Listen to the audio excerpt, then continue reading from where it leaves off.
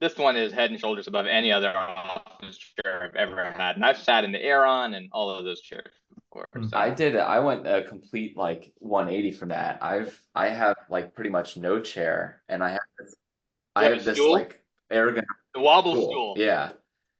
And it's because you're like standing at your desk most of the day.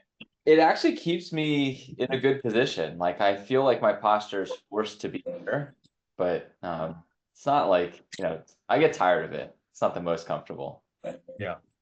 I tried to get myself into the standing desk habit many, many times, and for some reason I cannot draft as well as I can standing up as I can sitting down. So I think there's something to that. I don't think like the brain works as well when you're standing. I don't know. Maybe it's just I me. don't know. It's just, yeah, for me it's challenging. And every time I've always tried to use a standing desk. I tried very hard. I just could not get it to click. Yeah.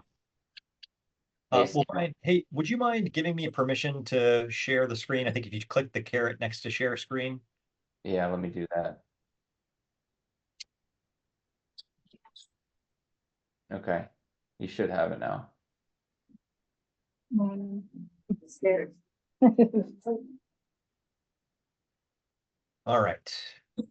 So we have, I think, like 11 or 12 people.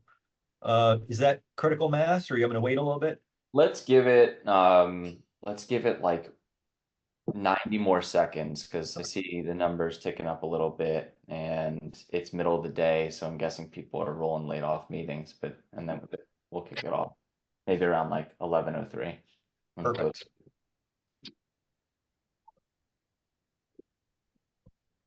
So where are most of you located?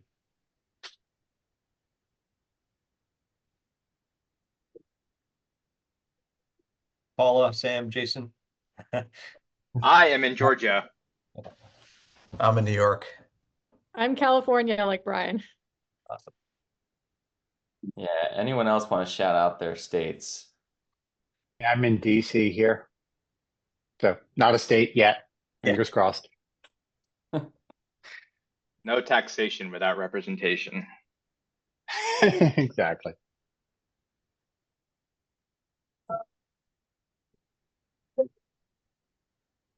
All right.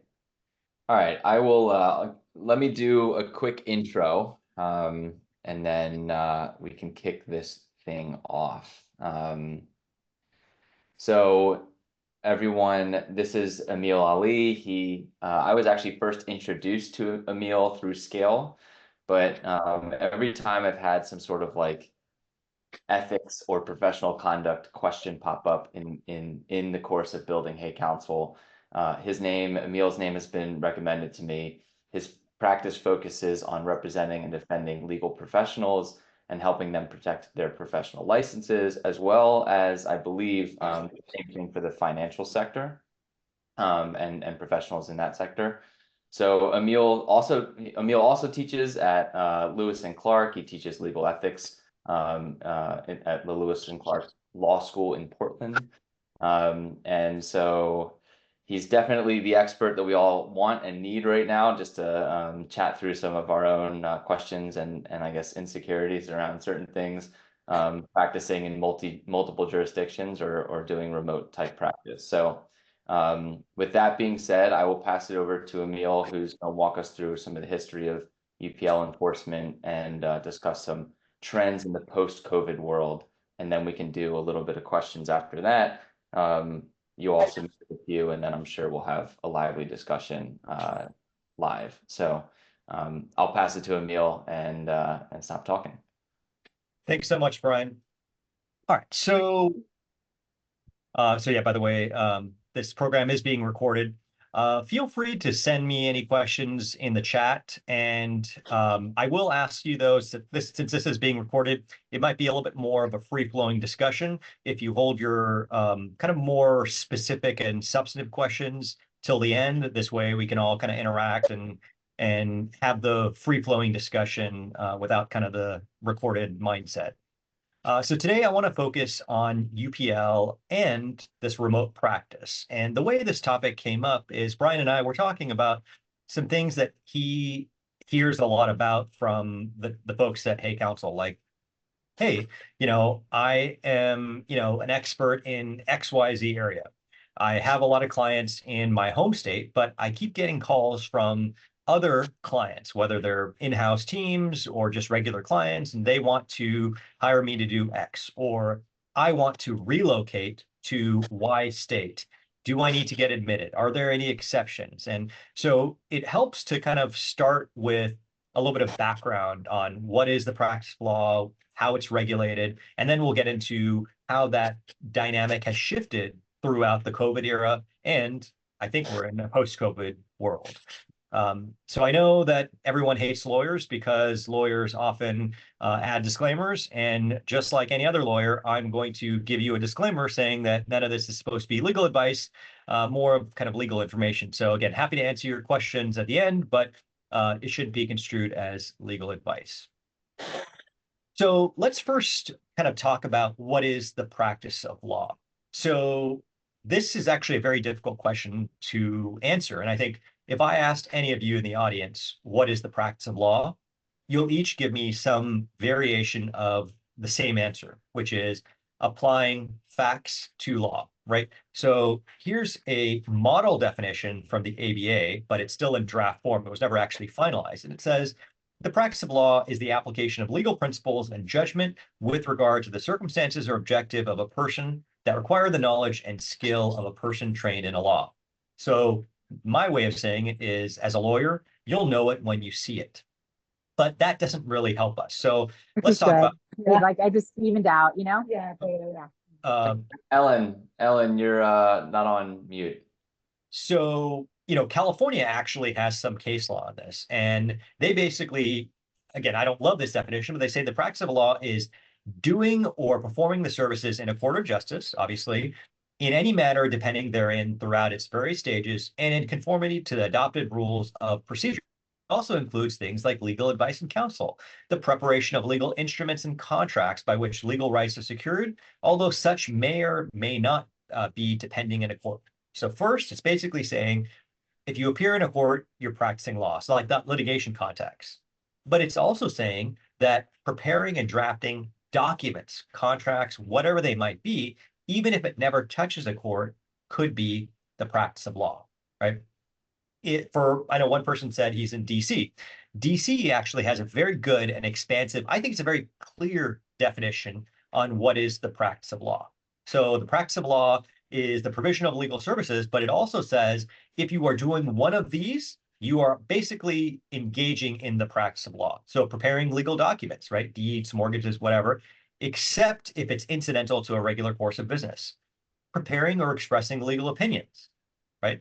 Providing advice on how to do those things. So you advising another person how to do those things, or of course, providing an attorney. So being some sort of referral network could in fact, in some ways be considered the practice of law, and in some case, if you're not a legal professional, the unlawful practice of law. So why is this all important?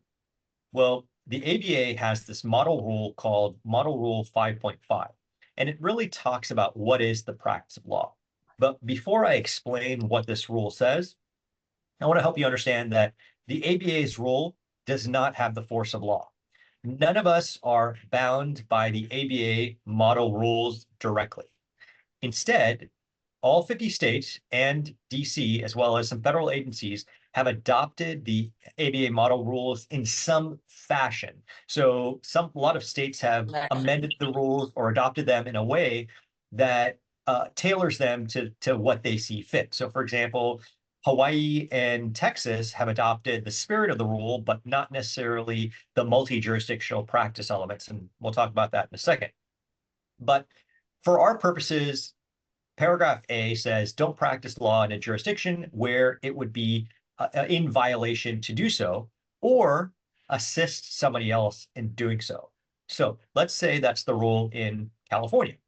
Well, California is saying not only other lawyers, but you as a California lawyer should not be practicing law in a jurisdiction where it would be prohibited for you to do so, or assist somebody else in doing so. But paragraph B says, if you are not admitted in this jurisdiction, don't hold yourself out as admitted, and don't, keep a office or whatever. Well, paragraph C and D allow you to engage in something called multi-jurisdictional practice. This is what I call temporary practice. But we'll talk about that a little bit in more detail in just a moment. But let's first examine California. So I think some of you are in California, not a large majority, but California is just a really, really good example because it's probably one of the worst places in the nation in terms of UPL enforcement. So California has not only their adoption of the rules of professional conduct, but they also have a statute. And it says no person shall practice law in California unless they're an active member of the state bar. It is also a crime in the state of California to engage in the unauthorized or unlawful practice of law. Okay. Then on top of that, California did not fully adopt the ABA model rules. So you actually have to look somewhere else in the rules to see whether or not you are eligible to engage in any sort of temporary practice. So in the next few slides, I'll be telling you about how to analyze the temporary practice exceptions. Well, California doesn't have those exceptions, at least as clearly articulated there. Instead, you have to go to the rules of court, which talks about these. And this all happened after a case called Beerbauer, which if anyone's ever looked up the unauthorized practice of law issues or multi-jurisdictional practice in California, there was actually a really big case many years ago about that. So when I say California is, really bad with UPL, what I mean by that is the enforcement is very, very unique. You'll see a lot of big law firms or in-house teams that have lawyers that are not necessarily properly registered or authorized. But then you'll see a lot of small firms doing temporary practice and maybe getting in trouble for not doing things correctly or investigated. And that's not to say that they are doing selective enforcement, but a lot of the anecdotal evidence that we see, it really indicates that smaller firm attorneys tend to get in trouble more, or solo practitioners tend to get in trouble more, only because maybe one, they don't necessarily know the rules. Two, they don't necessarily engage counsel when they don't understand the rules. And three, unfortunately, when there's a problem, they just double down on that problem. So I think sometimes it helps to take a moment to step back and say, listen, somebody has alleged that I am unauthorized to practice here. How can I fix that problem, right? I can research it, analyze it, but just saying, I'm not going to, capitulate to your demands, that doesn't help. Because meanwhile, if a big firm gets some sort of issue, obviously they can get their associate that's licensed in that state to join the case. They can hire counsel. They can talk to their malpractice carrier. There's so many different things that can be done. So it is really helpful to understand, when states are looking at this, why they are often going after the small fish. It's not necessarily because they're targeting them, but it's just because it's one of they're often not complying with the spirit of the rule and not really understanding the whole rule itself as well. So with all this stuff, I told you all about UPL.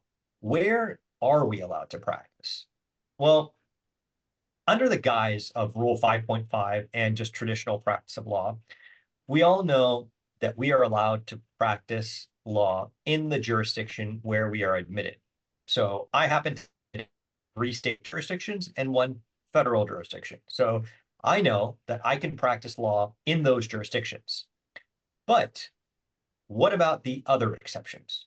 Well, we all know this federal law exception. Some people confuse that exception to say, well, if I'm working on a federal case. So let me take a moment to explain that. So let's say you're doing immigration law, right? We all know that immigration law is federal, right? Maybe Texas doesn't know that, but immigration law is traditionally going to be federal. What happens though if a client says, well, I want to sue somebody in a different state, and you say, well, that's great, because diversity, we can get a federal court. Does that mean that you're allowed to practice law at any federal court? No, right? That's not necessary. That's not the trigger for federal law. Federal law traditionally is very narrow to purely federal law issues, like maybe practice before certain federal agencies, practice purely in federal law. So what about other exceptions? There are many temporary practice exceptions. So one is the idea of multi-jurisdictional practice just generally, and I'll talk about that in a few moments. Then potentially virtual practice. And virtual practice is very new and novel, and it's based upon COVID. And I'm going to talk about that in just a second. And then we're going to talk about in-house and pro hoc vice. And pro hoc vice is kind of, again, attached to multi-jurisdictional practice. And you'll say in-house. Well, why is in-house temporary? Well, if you're licensed to practice law in a state and you work in-house, great. Not a big deal. That's in a jurisdiction where you're licensed. But if you are not admitted there, more than half of states actually require certain steps be undertaken in order to practice law in-house. So I'm going to get to that. I have a whole section just on in-house, but I want to go to virtual for just a second. I want to kind of have you think for a moment how our, system in the US works, not just for the practice of law, but just in terms of the division between state law and federal law. So a lot of folks are saying, well, federal law preempts state law. Not always, right? There has to be some express preemption. There might be, field preemption or whatever, but it may not be total preemption. But when it comes to state law issue, like the practice of law is regulated by states within their borders. So traditionally, prior to COVID, if you were engaged in practice in, California, but you happen to move to, let's say, DC, would that be permitted, assuming that you were not admitted to practice in DC? Anyone have any thoughts? So you're doing like the exact same work that you were doing before, you just have moved where you park yourself every morning to do the Correct. work. My guess is that they're gonna say, no, now that you are living here, you need to be it. But I remember, well, this is why I'm here. I remember hearing that like some states were being flexible, but I have no idea how common that was. Yeah, so the answer is it depends. But traditionally, DC cares not because you're practicing California law. They care because you're practicing law within the district's borders, right? So, they're going to do the analysis. Is it temporary? Is this person holding themselves out as admitted in DC? Or do they have a systematic and continuous presence? Those are the buzzwords that they use. And, why? I mean, I couldn't tell you why. Why does that matter? I don't know, right? It's just something that they feel as a bar that they have some sort of authorization over. And compare that to you're practicing the law of the district from your office or home in California. They actually care less about that. They care more about physically where you work. That's pre-COVID. Post-COVID, some of the rules have changed with respect to virtual practice. It is a little bit easier. DC is still a little wonky, but it is a little bit easier to get through virtual practice. So let's talk about. I have a question. How is that really applicable? Like, so when I think of the concept of virtual practice, I feel like it's a bit of a misnomer, because if you were to go pre-COVID, and let's just say you're in Boston, you're a Massachusetts barred lawyer, you're giving advice to a company in California on Delaware law, right? So, which is a common fact pattern for a corporate lawyer. I mean, so this is not a litigator, this is a corporate lawyer, right? That's a really common fact pattern. Or it's California-based lawyer doing the same in the other direction. Isn't that essentially the same?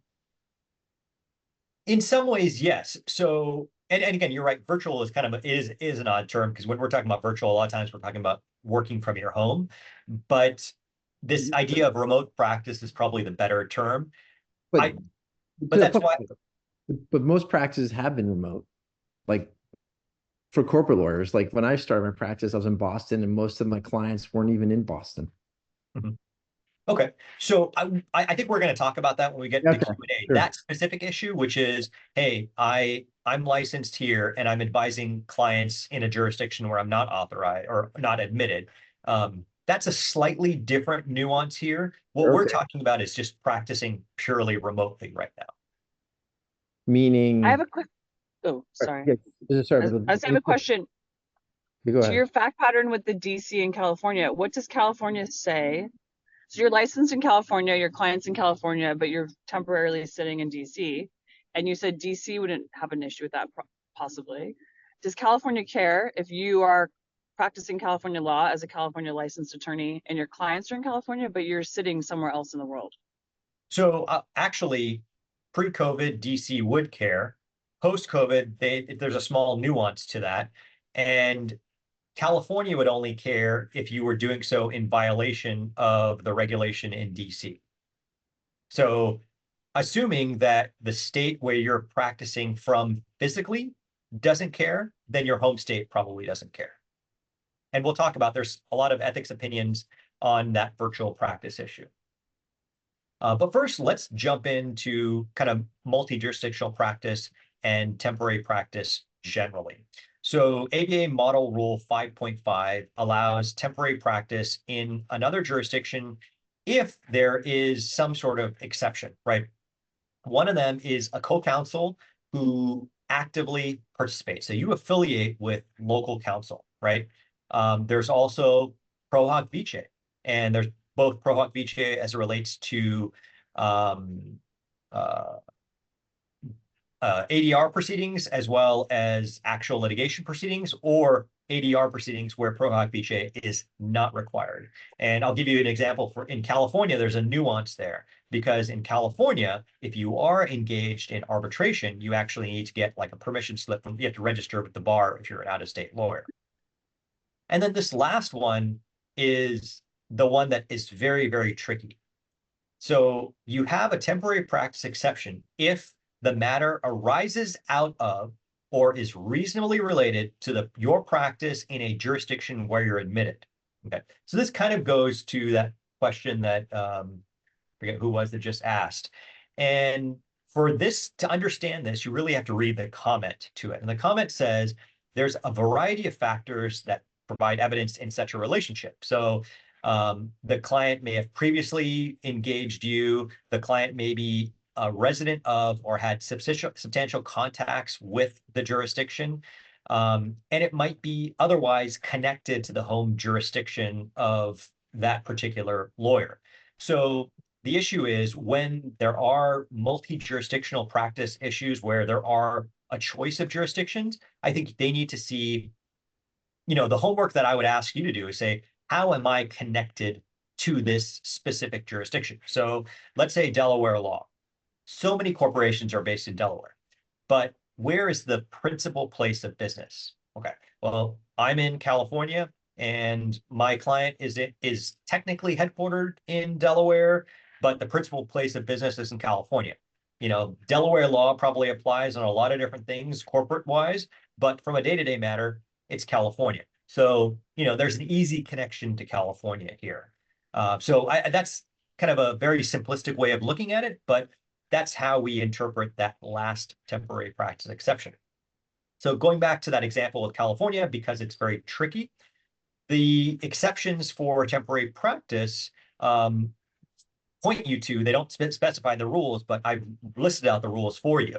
So, if we're in a non-litigation context, so long as out-of-state counsel has an office in another state, they can provide legal advice in California without violating the ethics rules in California if it's concerning a transaction or other non-litigation matter, which is taking place in a jurisdiction other than California, where that attorney is otherwise licensed, where there's an issue of federal law or a jurisdiction other than California. And also, if there's an employee of a client and they're providing legal assistance or legal advice in California to the client or the client's subsidiaries and organizational affiliates. So that's a very narrow exception, but those are the ones that we have in this non-litigation context. Obviously, litigation is very simple, right? It's pro hoc vice. The other one is registered in-house counsel. And I'll get to that in just a second. But let me get to first the ABA version of the rule. So ABA allows somebody that's admitted in another jurisdiction, and again, it could be US or foreign. And as long as you're not prohibited from practicing law, meaning you're not suspended or disbarred or anything, you can practice in-house through, of course, being in person if the work does not require pro hac vice and is based upon the law of your jurisdiction or provided by somebody that's authorized to do so. It is an extremely convoluted requirement. So this right here, if advice on law of jurisdiction is required, advice shall be based on the advice of duly admitted lawyers. You're not a duly admitted lawyer if you're doing this when you're in a place where you're not admitted, right? So it's basically been interpreted, say, if your state allows some sort of in-house counsel position, comply with whatever their separate regulation is. If they don't have one, you're generally going to be permitted to provide some sort of in-house services. So comment 16 to this rule talks about that if you have organizational affiliates, that the authorization does not, it may stretch to some of those organizational affiliates, but it doesn't go, for example, to certain officers or employees of the company. So it is something to be mindful of, that you may be authorized to provide services to an entity. Depending on the jurisdiction, they may stretch to other affiliates of the entity, but often not to the employee or officers, et cetera. And that's pretty common, right? The rule that generally is applicable in that situation is Rule 1.13. You don't automatically represent officers by virtue of representing the entity. Obviously, there's also an exception if you're authorized by federal law. And one important note is that a lot of states have registration fees. And the comment 17 to the ABA model rule says there might be an annual fee, there might be CLEs, there might be other registration requirements, including character and fitness. So it is something to be mindful of. So let's go to some examples of some states. So as I mentioned, the states vary on this issue, but one thing to note is more than half of states in the US require some sort of registration. California, for example, requires registered in-house counsel. Has anyone ever been registered in California as an in-house counsel? Okay. So Brian, it's onerous, right? You got to fill out the form, you got to pay, got to go through character and fitness. But worst of all, you have to work for a qualifying institution. You can't just set up a mom and pop shop and say, well, we're a one employee company and I'm the general counsel, right? You can't just suddenly be licensed in California as registered in-house counsel without properly having a real, what they call a qualifying institution. So there are a minimum number of employees. There's a lot of things that need to be filled out, and you're supposed to begin the form process as soon as possible, but generally prior to engaging in any sort of active practice. And that issue has come up a lot. There's actually a really important case out of Oregon, in Ray Harris, where an attorney moved from the East Coast, like Philly or something, and moved to Portland to be the general counsel of Portland Public Schools. And one of my friends actually defended the gentleman, and he was being prosecuted for engaging in UPL because he had not been admitted to practice or registered in-house counsel prior to actually starting his job. And, it took him 3 months to fill out the form. And then by the time he filled out the form, he had still been working. And the Supreme Court in Oregon ultimately held, hey, that's temporary practice in our view.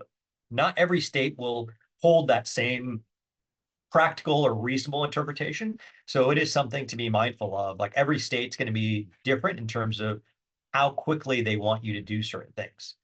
But why is this all important? Because there is case law that says privilege does not apply if you are not an attorney, right? So obviously we all know that. But if you are not licensed as an attorney in that jurisdiction, I personally think that this case is a little bit of an aberration, but I still bring it up to just give you a little bit of a tidbit. You want to be mindful that there is some sort of connection to say, yes, I was engaged in-house or whatever it was as an active lawyer in some jurisdiction, and there's a causal connection, a reasonable connection to the practice that I have. So I'm not admitted in New York, for example. if I go and start talking to, and I don't do family law, if I go and start advising somebody on family law issues in New York, there's a chance that that communication may not be held to have any sort of privilege attached to it, right? I also should not be engaged in a practice, excuse me, where I'm not authorized and where I'm not competent. But, the harm to the client is this potential waiver of privilege. Obviously, one important note about privilege and the attorney-client relationship is that the attorney-client relationship is not just based on contract. Obviously, an engagement letter helps, but it's also based on the reasonable assumption of your client. And the sophistication of the client really plays through. Like if they know that you weren't admitted there, that's going to be different than an unsophisticated client that said, hey, I thought you were licensed to practice law. I gave you all my, deepest, darkest secrets. So definitely something to consider. So as I mentioned, the rules vary, but these are the states that I am aware of, and I think there's like over 30 here, that have a requirement for either a fee, CLEs, or character and fitness. And some, of course, have a requirement that the entity, have some sort of existence, like juristic entity that you work in-house for. This also comes into play because a lot of folks are like, well, I'm in-house counsel to 5 different entities, right? A lot of these states will say, no, you got to be in-house counsel to one entity. And if you are in-house counsel to more than one entity, you cannot necessarily avail yourself of this in-house counsel registration requirement to get away from the UPL. So I'm not saying that you cannot, period, be in-house counsel to multiple companies. But if you, like, for example, if you're licensed in a state, you can engage in practice and represent multiple clients as quasi, fractional GC or whatever you want to call it. The important thing you have to be aware of is conflicts. And I know that I don't want to go too far afield, but I want to take a moment to note something that I think is sometimes often forgotten when it comes to working with in-house counsel or as, a fractional GC, because I think most of you are acting as fractional GCs, right? Okay, so the conflicts of interest rules, we all know apply to law firms. But if you look at Rule 1.0, 1.0 defines a firm to include an in-house counsel like team, nonprofits, the legal department of government, etc. So in kind of thinking about that understanding, let's connect it to Rule 1.10, the imputation of conflicts. So let's say that Brian and I work in-house at Google, and we get a demand letter from Apple. And I used to be the in-house counsel at Apple. And without getting into too much detail, the subject matter of this is the subject matter that I worked on while I was Apple. So I'm clearly conflicted out. So I say, hey, Brian, you're my colleague. Let's put an ethical screen on, and I'm just not going to deal with it. That's not necessarily how it works. In some jurisdictions, putting an ethical screen is fine, but there may be a reporting requirement back to the old company saying, here's what I've done, because that conflict is actually imputed from me directly to Brian. So now you have to look at what Rule 1.9 in the applicable jurisdiction says. And again, I'm saying applicable jurisdiction because it's not just based on where we're sitting. It's not based on where we're admitted. It's based on where the predominant effect will be, right? Rule 8.5 is the choice of law provision for the ethics rule. So we really need to kind of figure that out. So again, don't want to get too far afield, but it is a very, very important question to think of is, if we're in-house counsel, how do we deal with the conflicts? Because now we are the connection between one company, the other company, and the other company. Now all of our, like being the common denominator with multiple in-house teams, now all those conflicts are imputed. So now I have, 2 of my small companies that I'm in-house GC for are suing each other. I can't be a part of that. I can't take one side over the other. So those are conflicts that I want you to consider as you're going through this practice. So I want to go back to a virtual practice. So, what does it mean to practice law? I kind of already brought this up, but the ABA really did a great job at outlining this issue in an opinion back in 2020. Basically says lawyers can practice remotely from a jurisdiction in which they're not licensed if the local jurisdiction does not consider it to be UPL. Big help there, right? The lawyer does not hold out as admitted or advertise that they are there. So basically, you're doing things under the cover of darkness. And, it's otherwise, or if it's otherwise authorized by law or some temporary practice exists. So why is this ABA opinion not helpful? Does not have the force of law. It's just advisory in nature. You can't really rely upon it. I mean, it has some citations to other ethics rules, including some of these that are here.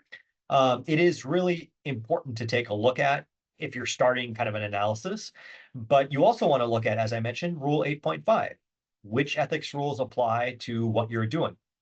Yeah,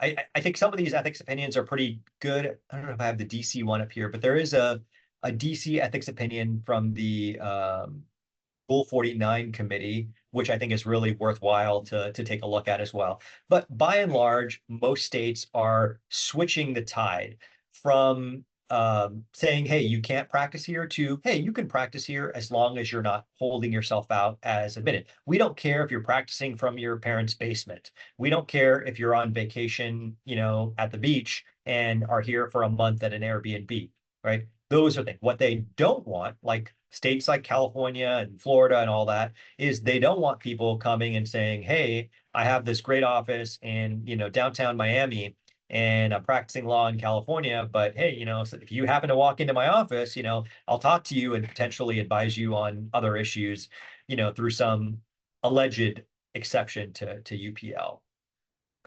The two states that have said that it's UPL, and I haven't checked that in a few months, but I think it's Arizona and New Hampshire do think that it's UPL to work remotely. So, just something to consider. So with that, Brian, maybe we can stop that recording and go through some of these questions. Yeah, that sounds good. I think on your end also, maybe you started recording too, but I did not actually. my recording Okay. is paused. So Okay. Okay. yeah, I mean, we can jump into these questions if that's how you yeah, there we go. Someone did that. Yeah, that works for me. We can jump into these. I do want to open the floor to anything because the virtual practice part I think is very important, and we also just covered sort of like the fractional conflicts and those issues. So if anything came to mind for anybody who's listening on any of those, please feel free to chime in with a question because I want this to be somewhat dynamic. Yeah, and I do have a question also from the audience that was sent to me in chat. So if anyone has any live questions, feel free, and then I can go to these that I pulled from that document you sent me, Brian, and then the one I have in the chat. No. All right. Well, let me. Go. I was going to say, is it safe to say that virtually every big law firm engages in the practice of law outside of their jurisdictions as a matter of course? That's a really interesting question. So I went to a happy hour yesterday and somebody asked me a question very similar to that. And I gave them the similar response that I kind of talked about a little earlier. One of the issues between a small solo firm and a large firm is the large firm has a lot of financial resources and clients that will pay. So when you're dealing with an issue and you're like, well, I could tell my client to engage outside counsel, like another outside counsel, but that's going to cost another 5, 10, 20 grand. And then they're going to be unhappy with me. That big firm is like, I'm just going to staff it with an associate that's licensed in that state, even though they're in a totally different practice area, just to use their license. And it's going to cost another couple thousand, but you know what? The client's going to be forced to pay it. Doesn't matter. And I'll get an origination credit or, whatever it is. So I think if you come to mind with that mindset, yes, it is possible that big law firms, some of them are, skirting the line a little bit, but it's also easy for them to not skirt the line. Does that make sense? Yeah, I mean, I think it makes sense in general. It was my experience that almost every deal I worked on was for a client. So I'm in DC. Some of the clients were in New York, a lot of them are in California doing complex commercial contracting. And no one on the matter most of the time was a California licensed attorney. Obviously, we had a huge San Francisco office, 90 plus attorneys. The only time it ever came up was a legal opinion that a counterparty required. And since the governing law of the contract was New York, we had to wait like a year for someone in the New York office to the counterparty to write the legal opinion. But all of my time there, it was routine that the teams that were working on these contracts, especially the multinational ones, were not, we're not following these rules. There were situations where if it was, presenting something to a state regulator or, but even there, they were writing legal opinions for like Wyoming, and we had no Wyoming lawyers. Yeah, and relatedly, like I worked with Peter at one firm initially, but then worked at one of the larger law firms in the world. We routinely did 50 state surveys of laws, etc. I'm not licensed to practice in anywhere near. No one else was in the firm whatsoever to do any of that stuff. There was always a caveat at the end, this is not legal advice in these jurisdictions, etc., etc. Sure, and I would differentiate, by the way, a 50 state survey from opining on a specific state's law, or and maybe one way or to think drafting about contracts then that fell from that. Be like, okay, here's a loan agreement for you to use. You'll use it in whatever resident the consumer state is in, etc. Yeah. And if I had to kind of give you kind of a big pointer is, this is not the end all be all. It's very easy to think of the ethics rules and UPL as binary, right and wrong, but it's not. I mean, quite frankly, it's not. There's so many things that will always be a technical issue, but most state bars will not go after you. Is that any sort of consolation to you all? Probably Well, not. I think Andrew and I are really comfortable with the ambiguities because we're both in DC, and even firms in DC are of a different opinion on whether you need to maintain a bar license and do your CLEs if you're barred. Like for example, in New York, my second firm didn't require me to do New York CLEs because DC doesn't require them, but the prior firm did, and so we're used to it here. But Well, I'm sorry. What do you mean by that? Because yeah, DC has no CLE requirement. New York does. Right. Your firm is not requiring you to maintain an active New York license.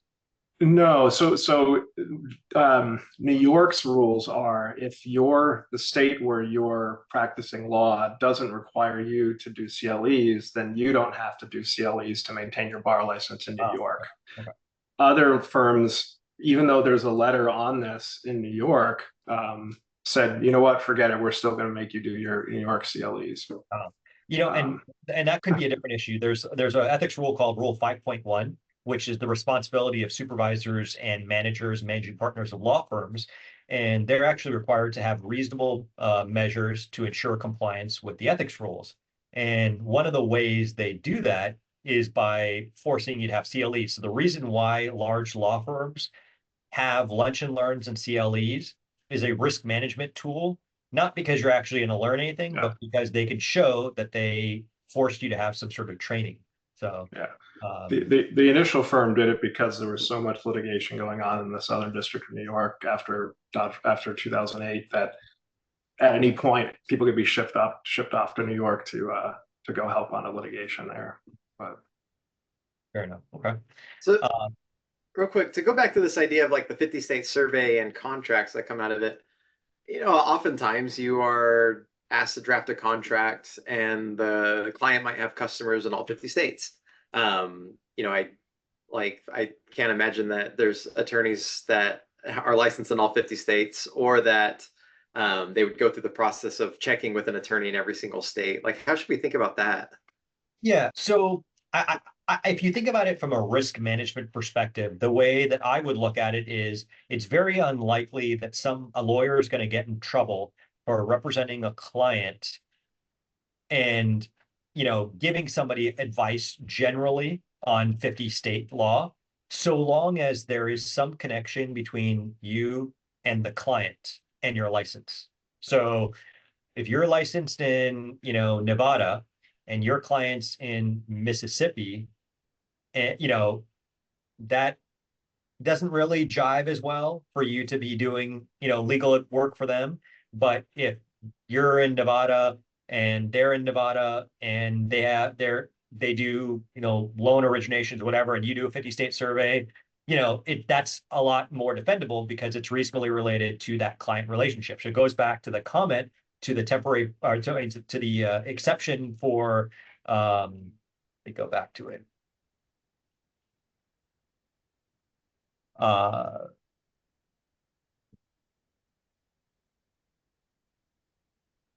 Are reasonably related to why do I keep doing that? Sorry. Reasonably related to the lawyer's practice in a jurisdiction where the lawyer is admitted.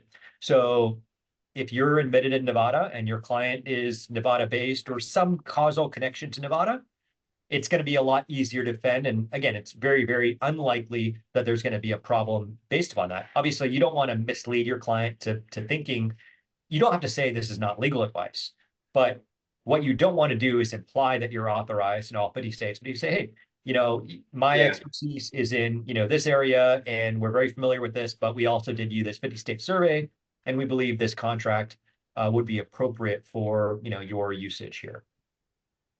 Okay, that makes sense. And that's how I've seen it typically addressed, which is if you'd like, you can go find lawyers to double check everything, but in all these different jurisdictions. But this is what we've seen, and you can make your own decisions about what you want to do with that. Exactly. Okay. So I'm going to get to some of these. Yeah, I was just going to say, can we get into the commercial contracting one? Because I feel like that's the one that gets the most messy, right? Because the governing law could change in the middle of a negotiation, all those sorts of things. Sure. Okay. Let me quickly, if you don't mind, go to some of the ones in the chat, just because I don't think you can see them. Is the reason why a firm lawyer can advise a firm client located in a state which the lawyer is not licensed and the firm does not have a physical office because the firm has complied with whichever registration requirements the state might have, and also wouldn't it be challenging to get malpractice insurance if you're practicing in a state in which you aren't living?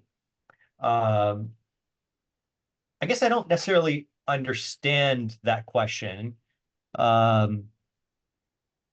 Because if we want to take some of these, I can copy some of the questions and maybe we can take them as take home assignments or just things we can maybe touch on afterwards. But I think some of the ones that we did do for the pre-chat questions might just be worth running through because we're gonna get short on time, and yeah, so I was totally understand. And I by the way, I'm happy to hang around for a little bit longer as well.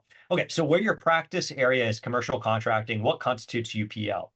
So obviously, I think from what we talked about, it's practicing law in a jurisdiction where you're not admitted, whether it's physically or on the law. The question is, can we rely on some sort of exception, or can we, utilize some connection that we have to the client? So this person saying, I've talked to a solo practitioner and they tell their malpractice carrier when they're traveling. I have never seen that happen. And a malpractice carrier they don't bind coverage by email, meaning they're not going to say, oh yeah, we will cover that. They will never interpret that coverage unless you have a claim. And even in a claim, they're going to give a reservation of rights. So I've never seen that. I travel a lot for work, and I've never had a malpractice issue, but I've never had to notify my carrier, do anything of that nature. I have clients around the country. And yeah, so I don't necessarily think that that's something that people need to do. They don't need to tell their carrier. You should have a reasonable basis to engage in practice outside of a jurisdiction where you're licensed. And, one thing that if anyone's ever heard me speak before, I always say, if it's not in writing, it never happened. So let's say you spent 5 hours analyzing Rule 5.5. Prove it, right? Put a note to file. Email yourself your analysis of 5.5 about why you decided to take on this work, why you decided to take on this client, and hopefully it'll be okay. But malpractice coverage often will cover things outside of criminal acts and things outside the practice of law. So, having a conflict of interest, having a charge of UPL, a lot of those things are still covered by the carrier. But, remember, there's two different buckets. There's the error and omission with respect to a client, and then there's the jurisdictional issue, the disciplinary defense issue. So the disciplinary defense is traditionally an indemnity coverage. They'll cover, depending on your carrier, 5, 10, sometimes 0, but 5, 10, 50, $100,000 of defense coverage to defend you in that UPL proceeding. But again, very doesn't happen that often. Very few lawyers get in trouble for UPL more than just a kind of investigation and a sorry. But coming up with an analysis, even if incorrect, is really important. You want to show your work. And so when it comes to commercial contracting, the example I gave, Nevada Nevada attorney, Nevada client, maybe it's just one office, but Delaware law, probably going to be okay. Nevada attorney, New York client, Delaware law, a little bit more difficult, right? A little bit more difficult because what is your connection to the law of the jurisdiction, or is it the law of the contract, or to the client themselves? So, theoretically, that could be potentially UPL, but at the end of the day, it is also not something that gets complained upon very often. And there is another kind of small analysis that can be made if there's a uniform body of law. A lot of times, if you are like an expert in your field, it is often seen, well, it's okay for you to be able to advise on those issues. Like, for example, pre-crypto regulation, if you were an expert in crypto, it could be under state law, maybe state blue sky law, but it could be under federal law, could be no man's land. So you advising on those issues, may still be appropriate, even though you're not licensed in that jurisdiction. Emil, I wanna dive into that just a little bit more, because I think the way I view these things is more aligned with when evaluating that connection. Maybe I'm a little bit more liberal in my interpretation of that connection, and it kind of has to do with what you just touched on, which is this, like, we all kind of have practices that are somewhat specialized. I myself am a fintech attorney, and there are clients that I work with that are, outside of the state that I'm licensed in, or the state that I'm sitting in, but they're national companies. They're doing something that kind of is quasi-federal in the sense that there are federal financial services regulations. There's also state stuff, but I feel very qualified to do that work. I also feel like what I'm doing is somewhat specialist, and I don't know if somebody in Mississippi has an easy time finding a Mississippi lawyer with the type of experience that I have in fintech. So to me, the policy reasons, like the specialty reasons, that gives me that connection and that feeling that, like, I'm not doing anything that UPL laws were designed to stop, at least from a consumer protection standpoint, potentially from a protectionist standpoint, but I'm also cynical in that sense. And so that's I guess maybe where I am different is like the way in which I evaluate that connection. I can probably draw up connections where there isn't any, but that's how I feel like I'm in the right. I know you said it's not right or wrong, but that's kind of how I feel when I do that. So let's go back to that example. So let's say you're advising a client with respect to an issue in Mississippi, and all of a sudden the state securities regulator or somebody in Mississippi contacts you, or contacts the client. Would you put in a notice of appearance and respond on their behalf? Yeah, that's a good question. Yeah, because I mean, it's very easy for us to say, well, I can do this because I'm just advising them. But what makes a difference between advice and appearing in court or appearing before an agency? And I think, yeah, just to touch on that though, I think if like a Mississippi regulator did reach out, in that instance, originally, maybe let's say I was representing this Mississippi company in their building their fintech product, which touched on all 50 states and consumers in all 50 states. But once it got to a conversation between them and a Mississippi regulator about Mississippi law, I probably would work with Mississippi counsel to either co-counsel with them or just represent alongside them, or just take a step back. That's probably how I would because I would view that as transitioning from 50 state stuff where I do have some sort of connection that maybe I can draw a narrative around to something that was very state specific. Sure. And I think, so going back to kind of cutting through your example, it's easy for me to say that the risk of UPL is very minimal when you are doing things on a wide scale 50 state basis where it's impractical. You're not giving kind of specialized advice as to a specific state where you're not admitted. You're giving general kind of like, hey, here's something that works for all 50 states, or here's the lay of the land, here's what it would look like in these 15 states that you want to operate. Something where it's really impractical for somebody to hire 15 different attorneys or 10 attorneys that are licensed in, more than one state. Versus the example where you are admitted in one state, the client, choice of law, everything else is not in that state. So your client is in Mississippi and has an issue with a Mississippi matter. You know about the subject matter generally, but you don't know about Mississippi law. You're not admitted there. What's your connection, right? So it's easy for me to say that you're helping a company nationally with all the questions that they have based upon some connection you've had with them earlier.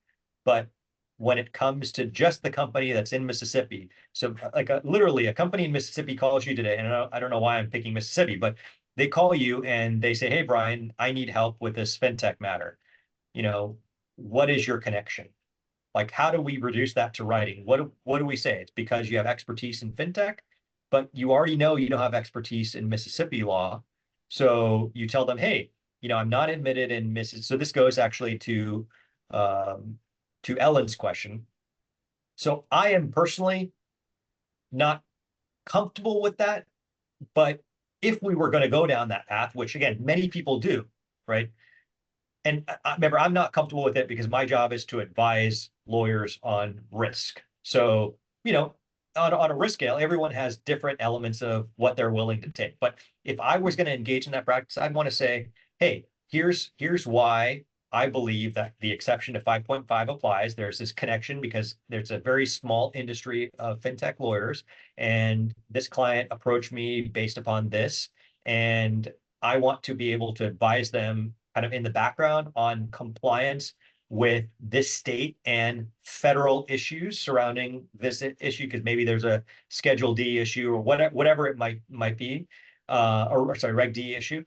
And then we also tell the client, we're not admitted in Mississippi, so we can help you, but there may be a chance where we're going to have to refer you to or find local counsel to be able to help with any litigation or investigative issues before an agency.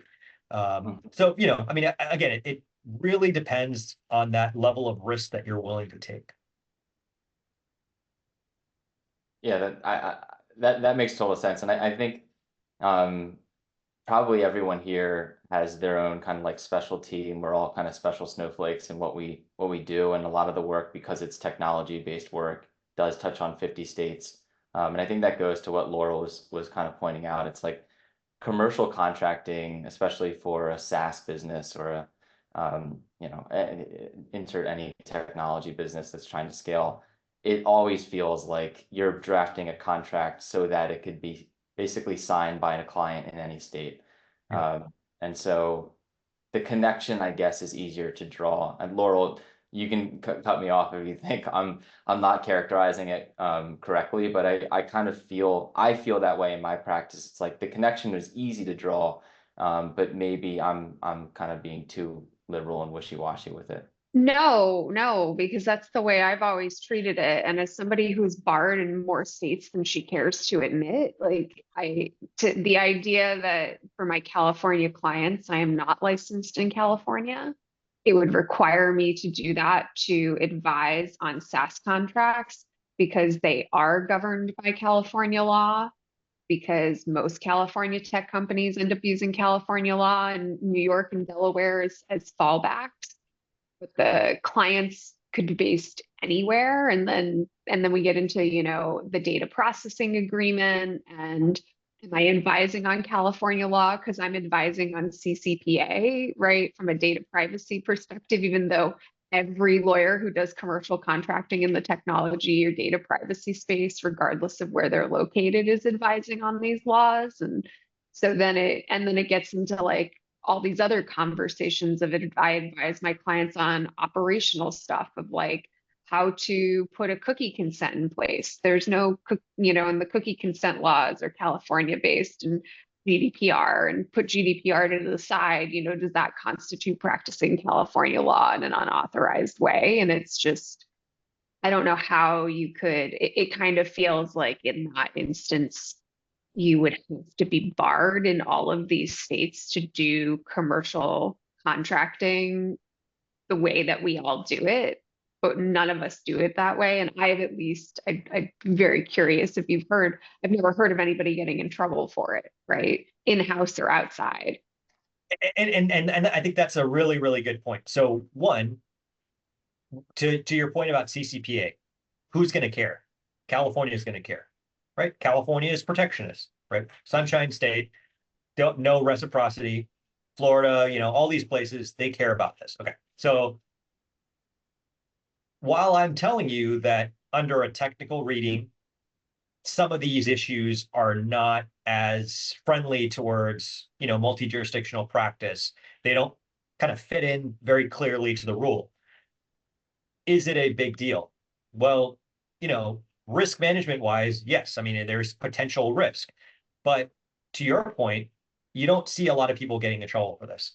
I can't tell you the name, but there's a very big tech company in California that was hiring, lawyers from across the nation.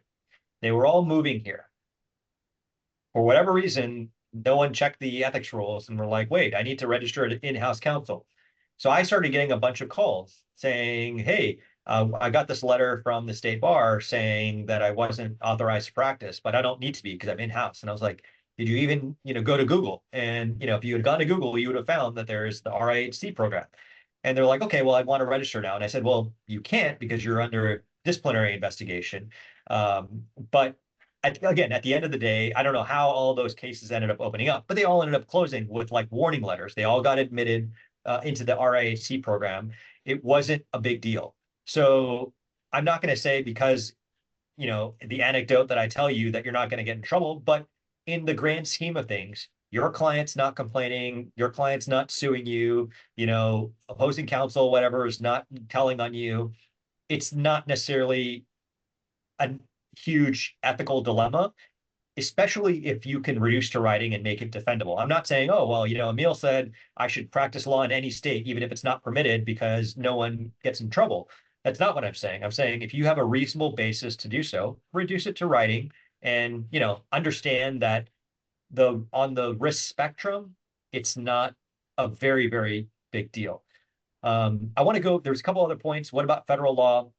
As I mentioned, if it's clear federal law, like practice before a federal agency, doesn't really matter where you're doing it from. And there's an attorney who spends 9 months out of the year in Europe. Is that considered virtual or remote? Yes. So you'd want to check about the rules technically in Europe, which I assume they're not going to care. I know, like, for example, I wrote an article about this for a lawyer that wants to move to Mexico during the pandemic. That was found to be okay because Mexico doesn't care. So you're not going to be violating the UPL rules in Mexico. What about Brian getting pro hoc vice admission?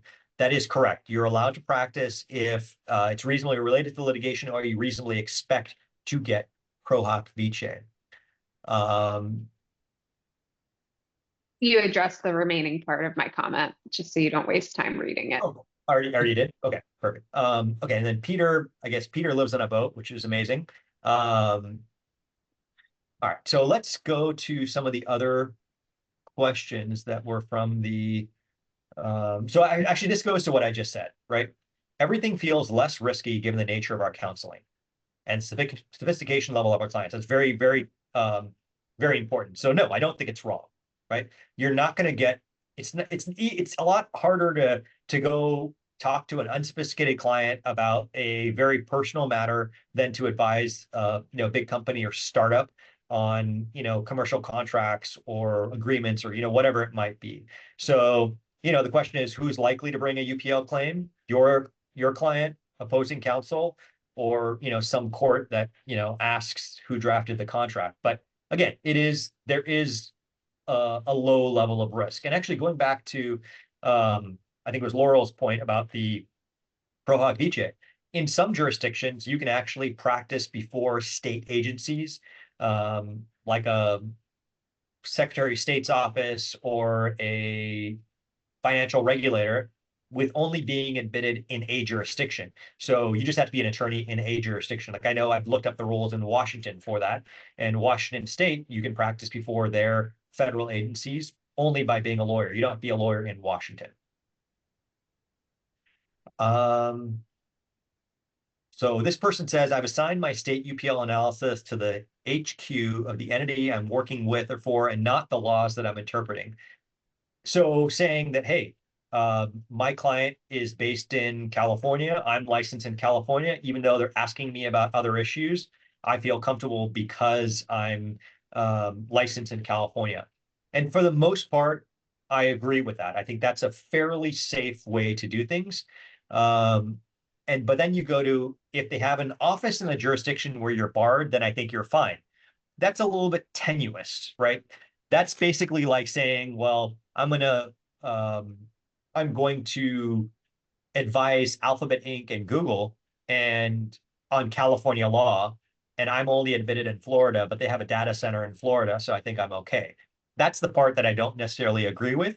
Again, depending on what you're doing for them, I think a lot of you are going to come away from this saying, well, I feel like I'm still confused. And the reason is because there's not a lot of clarity in this field. The only saving grace I can tell you is that putting things like reducing your analysis to writing is hopefully going to be the biggest piece of advice I can give you. And just be mindful of the ethics opinions and the rules out there. But when it comes specifically to UPL with cross-border practice, where you have clients in other jurisdictions or you're opining on another state's laws, make sure your client knows where you are and are not licensed. That's going to be very, very important. And make sure they're sophisticated and you have some sort of causal connection to them or the jurisdiction where you're offering services. So again, a fintech company comes to you and you're licensed in California, and they say, hey, we're a New York company, but we want to explore opening up an office in California. Great. That's very, very clear. You're opining on California issues. Or a California company looking at New York, a little bit more tenuous because they're really looking at New York law, but you're really representing a California company. So I think there's a reasonable basis, especially if it's a uniform body of law and you have experience in the area. But the more difficult one is, I'm not admitted in any jurisdiction related to the client, choice of law, venue, etc. But it's something that I'm very familiar with because this is all I deal with. All I deal with is commercial contracts, or all I deal with are, this particular industry. It's a little bit more tenuous because, again, what are the UPL rules used for but to protect the public and act as a protectionist roadblock? And if you understand that that's the rationale behind them, then obviously that, those rules are in place to prohibit you from such a practice. So it is, again, really, really difficult. The best place that I would say to focus your time is this section of 5.5C, which is a rise of or reasonably related to the lawyer's practice in a jurisdiction where you are admitted. Looks like there's a couple more questions. How do you bring a UPL claim? Yeah, every state's going to be different. Some states have UPL committees. I actually used to be the chair of a UPL committee in Oregon, and we were separate from the disciplinary counsel's office, but we would basically investigate. And then if we decided to engage in litigation, we would either do it ourselves, hire private counsel, or have the general counsel office of the bar handle the claim. In California, it depends. The California bar does investigate them, but for criminal prosecution, it's transferred to the district attorney's office. But remember, the UPL claim is different if you're an attorney versus a non-attorney, right? If you're a non-attorney, they don't have a license to take away. So it's actually more difficult. Those claims don't really go very far unless there's a lot of money damages. When it comes to a UPL claim against an attorney, you can be disciplined by your home state where you're admitted, but even the state where you're not admitted can technically discipline you as well. And again, it happens. There's actually a really good example of, I believe it was, I might be getting the jurisdictions wrong, but like a Colorado attorney who wrote a demand letter for his in-laws in like Michigan or something, and he got a reprimand because he engaged in UPL.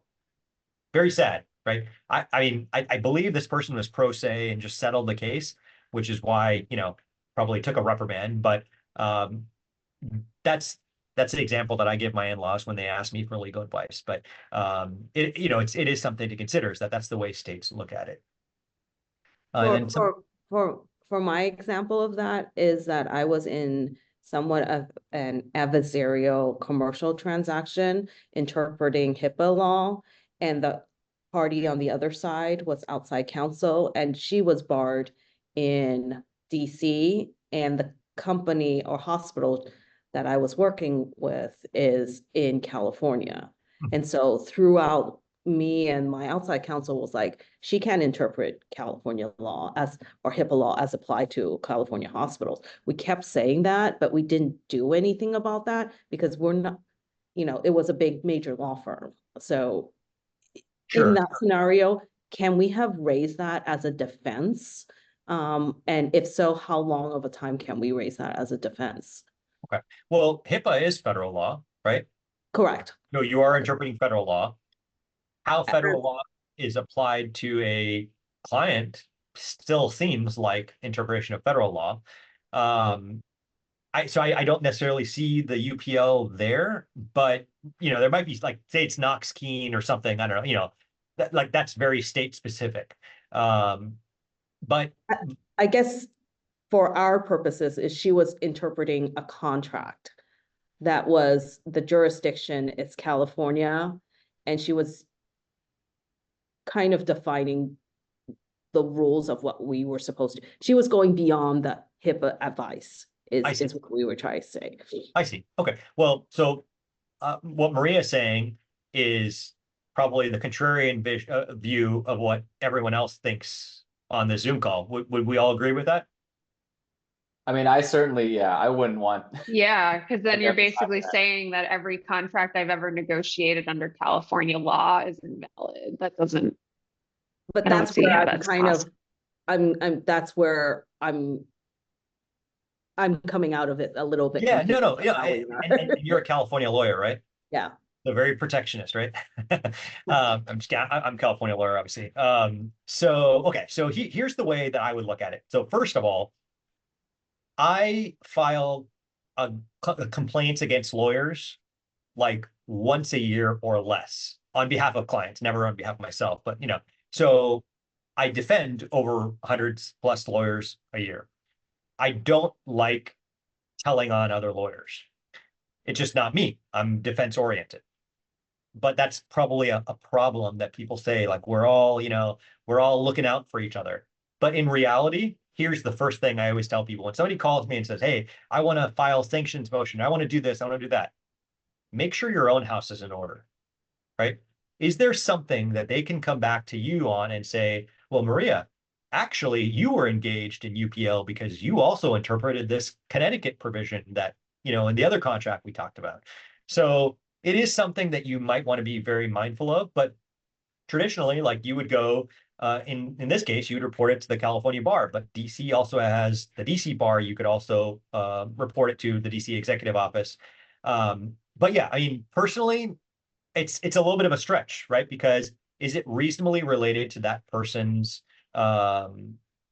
advice or relationship with that client? They were hired to do HIPAA work, and in this HIPAA contract, there's one other section that seems to be totally related to what they're doing. For them to hire another outside counsel for that is a little bit, problematic. So that's one issue. the other issue is, how do we know that behind the scenes, there's not some low-level associate assisting them? And now you've just kind of wasted everyone's time. Obviously, you may want to bring these things up with your client just for CYA and say, hey, listen, I have this issue that I've, identified. I don't feel comfortable doing anything here, but I wanted to bring it to your attention. If you decide that you want to, file a complaint because we have this Rule 8.3 obligation, you can, but just remember that there's other issues that could happen. It could raise costs because now you have to pay me to respond to the bar and, do all these other things. And of course, we'll all be making enemies. Because what's the benefit to the client? Like, what benefit do you have by submitting a complaint against another attorney? Well, we were on the bad side of things. They were saying we were doing something wrong and they were going to breach our contract. So we were stretching, frankly. So, but I agree. It seems to me that this UPL claim is nobody ever is going to raise it on either side. But that was one of the stretching that my outside counsel told me, because we were in such a, we didn't want to separate. We don't want that breach of contract ended. Sure. So, and that is a good procedural thing that you could have done. And, good meaning like helping your client out. So definitely advise your client on it, but would you really want to do it? Because again, there's so much risk. What if your in-house counsel or outside counsel wasn't licensed, or you weren't properly there's so many what ifs. Again, you should also look at new Rule 8.3 in California, because California was the only state that didn't have the rat rule. But you may have a supposed duty to do this. But funny enough, a lot of lawyers used to always report things to the bar saying, I'm, so sorry to have to report this, but, my opposing counsel. And then the bar looks at it and is like, we know you're just using us to screw around with this, relationship to get an advantage in a civil proceeding. So I think, a lot of times the state bar will look at it with a grain of salt. Okay. And then, Pamela, you said, I think the focus on the issues for which advice is sought, unless it's patent or admiralty law, is a bit of a red herring. In my current state, the state bar has a very active UPL oversight function. What state is that? North Carolina. I guess, I mean, it just seems to me that it's not so much about the type of law you're advising on, but what the state that you live in, what they want to be able to control about the attorneys that live in that state. So if you're sitting in your house and you're not telling your neighbors you're a lawyer, or suggesting or implying that you're licensed to practice in that state, then maybe. But if you want to be able to practice and give advice to clients in the state you live in, then I think it's probably good to get licensed in that state, unless you're just going to work in-house. Yeah, well, I mean, even if you're in-house, you might have to get some sort of registration. But you're right. I mean, that's a really good point, and I probably should have mentioned that earlier. It's always better to be admitted in the state that you're living, right? You don't have to go through all these restrictions on what you can't hold yourself out as, et cetera. It just makes life so it's easier to get an IOLTA account, right? Plain and simple. Much easier to get an IOLTA account if you're licensed in that jurisdiction. Obviously taking a bar 10, 15, 20 years after you took the last bar is not fun, but in some cases you can just get admitted reciprocally. So yeah, I mean, I think it is a very good point to make. North Carolina, by the way, is one that actually got in trouble for their UPL enforcement. If you all remember, and it's not UPL, it's actually just more unauthorized practice of dentistry. The FTC had an enforcement action dealing with the North Carolina Board of Dental Examiners. Are you guys familiar with that case? It has to do with antitrust regulation when non-government actors, basically private sector actors like lawyers, are telling other people what to do and say, this is UPL, this is not UPL. You have to have a government actor or non-private sector actors like public members helping to just make sure it's not a protectionist mindset. So, the regulation of that has changed quite a bit in the past 10 years as well. Yeah, and I guess the other thing, I don't know the ins and outs of this, but I think law firms are a full-on law firm is a whole different kit and caboodle than some solo practitioner being a fractional GC. I mean, I think a lot of law firms have fully sussed out these issues, and like in this state, I think you can register as a law firm even if you don't have a physical presence, like an office in the state. As long as you have somebody that's licensed to practice here on your roster. So, I mean, I think law firms, they have different, you know, the states might have other options for law firms so that they can represent clients in states where they don't Sure. have any licensed attorneys. I mean, technically, most state bars do not regulate law firms. They only regulate lawyers. I think my recollection is only Arizona and New York regulate law firms. I mean, you know, California also requires law corps to register and all that, but I don't consider that to be actual regulation. They just require you to register. They tag you on as an attorney, like that's their connection to you. I guess I'm just thinking about this temporary presence and whether you have a presence in the state. So I think that if you work for a law firm and the law firm has gone through this registration process, even if you don't live in the state, then you can represent clients in the state without worrying about that. But I could be wrong. Yeah. Yeah, I don't know. I mean, if you're not admitted, I don't know if that UPL helps by the fact that you're registered. Because, like, for example, tax registration. You know, if I forget what the number is right now, it's like 250 or 300,000. If you're in Nevada and you practice in California, doesn't matter if you're practicing law or selling goods, services, whatever it is, you have to register in California as an entity and pay taxes to the franchise tax board. Minimum tax is 800, but they're going to tax all your gross receipts from California. So when it comes to practicing law, you know, technically, even if you're not admitted there, you may have to register your law firm, not with the bar, but with the Secretary of State's office and the franchise tax board, you know, because you have to apportion your income to the states for state tax law purposes. But UPL is a different consideration.